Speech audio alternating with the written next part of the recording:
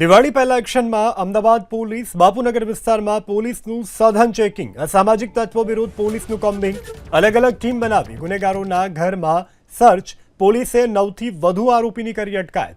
હવે દિવાળીના તહેવારને ગણતરીના દિવસો બાકી છે, ત્યારે રાજ્યમાં શાંતિ, સલામતી, સુરક્ષાની સ્થિતિ જળવાઈ રહે તે માટે બાપુનગર પોલીસ દ્વારા આજે કાર્યવાહી કરવામાં આવી। કોમ્બિંગ દરમિયાન 135ના 3 કેસ કરવામાં આવ્યા છે। પ્રોહિબિશનના 3 કેસ થયા છે। 185ના પણ 3 કેસ કરવામાં આવ્યા છે। તેમજ નંબર પ્લેટ વગરના વાહનોને ટાર્ગેટ કરેલા અને એ અનુસંધાને ટોટલ 18 વાહનો રાત્રે ડિટેન કરવામાં આવ્યા છે। તેમજ પોલીસની અલગ અલગ 4 ટીમ બનાવી વિસ્તારના HS, MCR નાઓને ચેક કરવામાં આવ્યા છે। તેમજ લિસ્ટેડ બુટલેગરો ઉપર 12 લિસ્ટેડ બુટલેગરો ઉપર રાત્રે પ્રોહિબિશન અનુસંધાને રેડ કરી અને કાયદો અને વ્યવસ્થા જળવાઈ રહે તે અનુસંધાને અસરકારક કામગીરી રાત્રે કરવામાં આવેલ હતી।